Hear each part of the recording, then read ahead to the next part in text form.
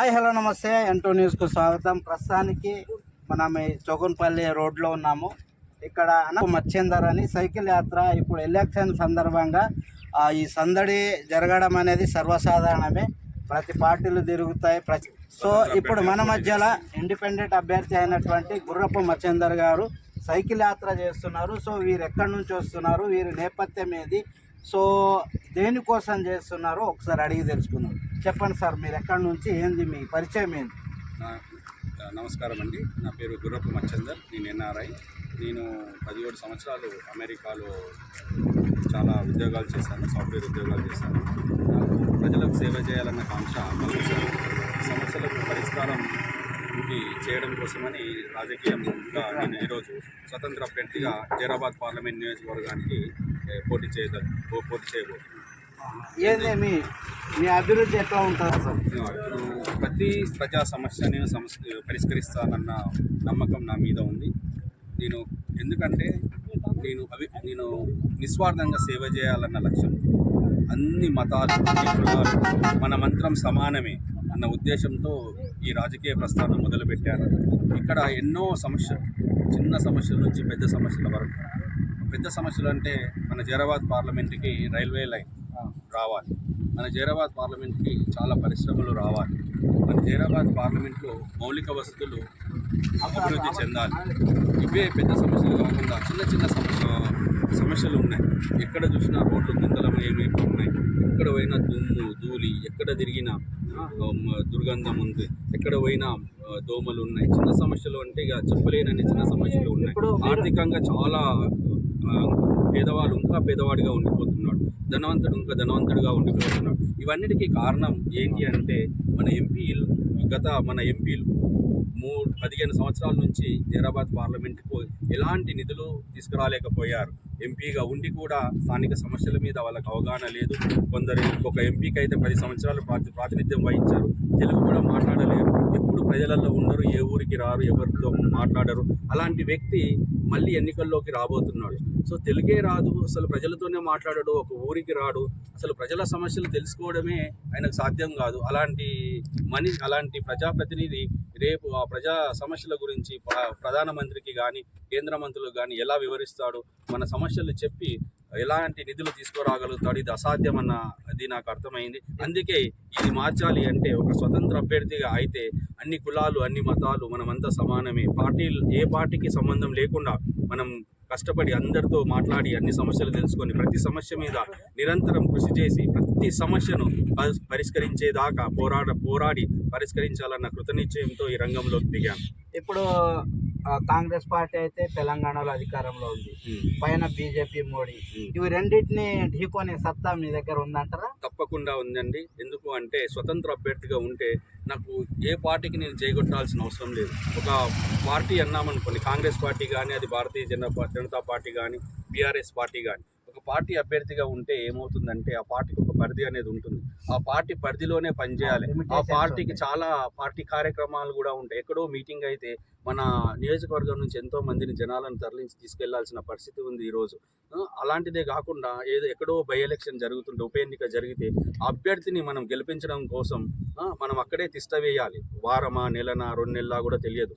ఇలా మన ప్రజాప్రతినిధుల యొక్క సమయాన్ని ఈ ప్రధాన పార్టీలు వృధా చేయడం వల్ల వాళ్ళు జనాలలో కూడా ఉండలేకపోతున్నారు. అది కూడా ఒక కారణం. అందుకనే ప్రధాన పార్టీ అభ్యర్థి కంటే స్వతంత్ర అభ్యర్థిగా ఉండడం వలన మనం ఎప్పుడు నిత్యం లోకల్గా, స్థానికంగా జనాల మధ్య ఉంటూ వాళ్ళ సమస్యలు తెలుసుకొని, వాళ్ళ సమస్యలను అర్థం చేసుకొని ప్రతి సమస్యను కళ్ళకు కట్టినట్టు 1కి 10 సార్లు మనకున్న గవర్నమెంట్, రాష్ట్ర ప్రభుత్వానికి కానీ, అక్కడ కేంద్ర ప్రభుత్వానికి కానీ, ప్రధానమంత్రికి కానీ, కేంద్ర మంత్రులకు కానీ, పిఎం ఆఫీసులకు కానీ మనం 10 సార్లు వివరిస్తే తప్పకుండా ఆ సమస్యను వాళ్ళు అర్థం చేసుకొని పరిష్కరిస్తారన్న నమ్మకం నాకు మీద ఉంది. ఇప్పుడు మీరు ఈ జైరాబాద్ కాన్స్టిట్యున్సీ మొత్తం తిరిగిన ఏమైనా ఆనవాళ్ళు ఉన్నాయా మీకు? లేకుంటే ఎప్పుడు వచ్చారు మీరు? నేను వచ్చి 3 నెలలు అయింది. 3 నెలల్లో మీరు జైరాబాద్ సమస్య తెలుసుకున్నారా? నేను చెప్పదలుచుకుంది ఏంటంటే నేను అమెరికాలో ఉన్నా కూడా నా మనసంతా నా భారతదేశం మీదనే. నేను ఎప్పుడు అక్కడ ఉన్నా కూడా ఇక్కడ సమస్యల మీదనే చర్చించేవాడిని. ఇక్కడ ఉన్న మన ప్రాంత ప్రజల గురించి నేను ఆలోచించేవాడిని. జైరాబాద్ ఒక పార్లమెంట్ పరిధే కాదు, తెలంగాణనే కాదు, టోటల్ ఆంధ్రప్రదేశ్ కాదు, మన టోటల్ భారతదేశమే కాదు, నాకు అంతర్జాతీయ విషయాల మీద చాలా అవగాహన ఉంది అని నేను గట్టిగా చెప్పగలను. ఎందుకంటే నేను చిన్నప్పటి నుంచి కూడా నాకు ప్రజల సమస్యలు తెలుసుకోవడం, కరెంట్ అఫైర్స్ తెలుసుకోవడమే కాకుండా ప్రతి దాని మీద నేను డిబేట్లు చేసేవాడిని, చర్చలు చేసేవాడిని నా తోటి మిత్రులతో. నేను అమెరికాలో ఉన్నా, ఏ ప్రాంతంలో ఉన్నా ఇది నడుస్తూ ఉంది. అందుకని నాకు ప్రతి ప్రాంతం మీద ఐడియా ఉంది.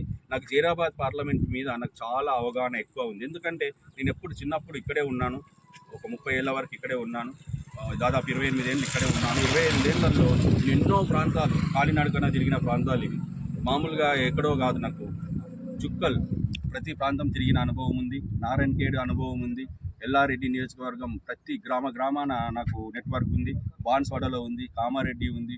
అందోలులో కూడా ఆల్మోస్ట్ ఒక 70% నాకుంది. జైరాబాద్లో ఒక 50% కనెక్టివిటీ నెట్వర్కింగ్ నాకుంది. ఈ ప్రాంతం మీద నాకు చాలా అవగాహన ఉంది. అంటే తిరగడంలో అవగాహన, కానీ సమస్యల మీద నాకు యావత్ భారతదేశ సమస్యల మీద, అంతర్జాతీయ సమస్యల మీద కూడా నాకు చాలా అవగాహన ఉంది.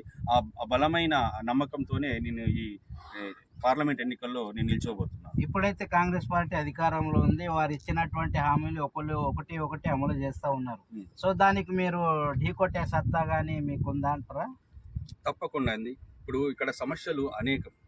వాళ్ళు ఓన్లీ ఇది మనం ఏంటంటే ప్రజలను అభివృద్ధిలోకి తీసుకురావాలి. ఏదో 2000 పెన్షన్, 4000 పెన్షన్తో జీవితాలు మారవు.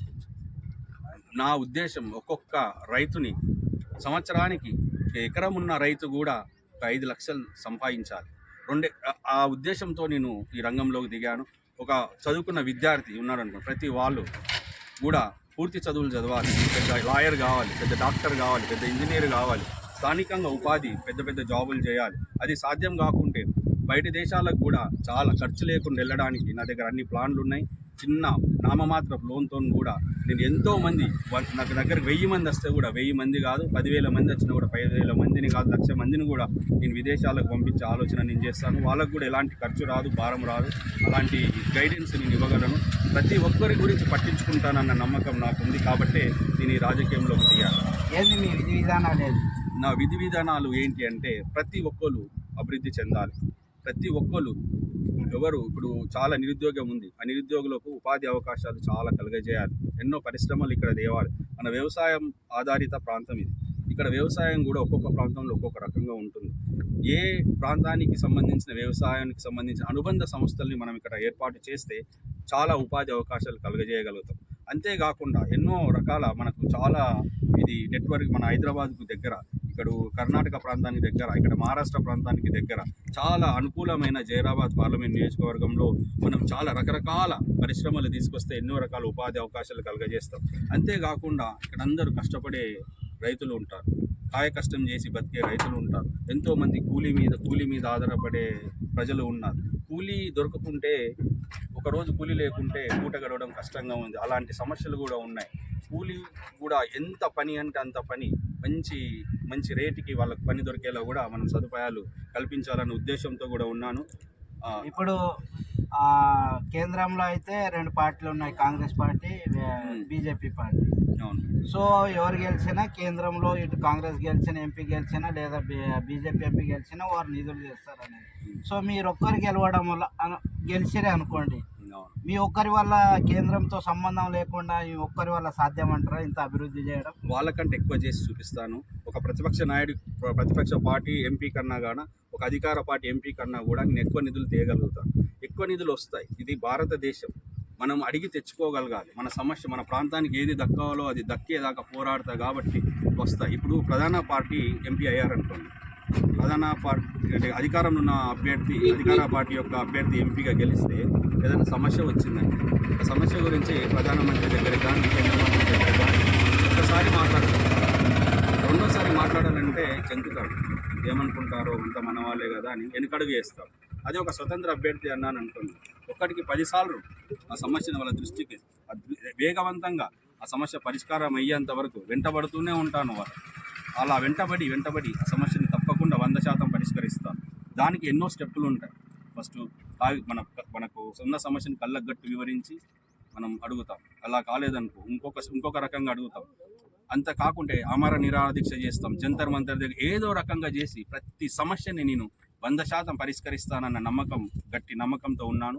అందుకనే స్వతంత్ర అభ్యర్థిగా ఉంటేనే ప్రజలకు న్యాయం చేయగలను. అన్ని మతాలను, అన్ని కులాలను మనం అందరం సమానమే, మనంతా ఒకటే అన్న భావనతో అందరం బతకాలి, అందరం ఒకరినొకరు సహకరించుకోవాలి అన్న ఐడియాతోనే నేను ఈ రాజకీయ ప్రస్థానంలో ఉన్నాను. ఇప్పుడు బీ పార్టీల పట్ల మీ అభిప్రాయం ఏంటి? బీపీ పాటిల్ గురించి ఆయన మళ్ళీ ఎన్నికలకు రావడం అంటే నాకు ఆశ్చర్యం వేస్తుంది.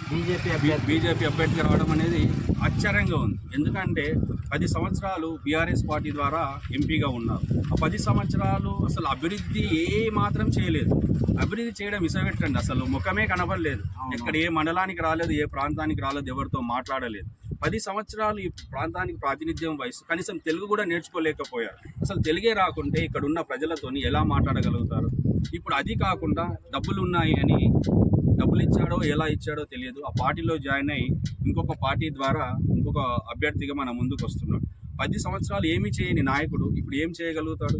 సో కాబట్టి ప్రజలు మీరు అలాంటి పార్టీలకు, అలాంటి అభ్యర్థులకు ఓట్లు వేసి మీ ఓట్లు వేయకండి. దానివల్ల ఎలాంటి ఉపయోగం లేదు, మనకు ఎలాంటి సమస్యలు తీరవు. కాబట్టి అలాంటి బడా పారిశ్రామికవేత్తలకు ఓట్లు వేయడం అనేది వృధా. మనం బతుకులు మారాలి, మన భావితరాలు బాగుండాలి అని అంటే మన కోసం ఉండి, అన్నింటిలో లోకల్లో ఉండి, మన సమస్యలు వింటూ మనతో కలిసి ఒక మనిషికి మాత్రమే మనం మద్దతు ఇవ్వాలి అని కోరుకుంటున్నాం. ఇది ఈ సైకిల్ యాత్ర ఎన్ని రోజులు సాగుతుంది సార్? ఇది 12 రోజుల సైకిల్ యాత్ర. ఈ రోజుకి 6 రోజులు కంప్లీట్ అయింది. మేము నారాయణఖేడ్ నియోజకవర్గం సిర్గాపూర్ మండలం అంతరగామ అని మఠం నుంచి స్టార్ట్ చేశాము. ఫస్ట్ డే నారాయణఖేడ్ వరకు నారాయణఖేడ్ టౌన్లో ఉన్నాము. సెకండ్ డే నారాయణఖేడ్ నుంచి రేచింతల్ వరకు వెళ్ళాము. మన్నూరు వరకు నాగరిక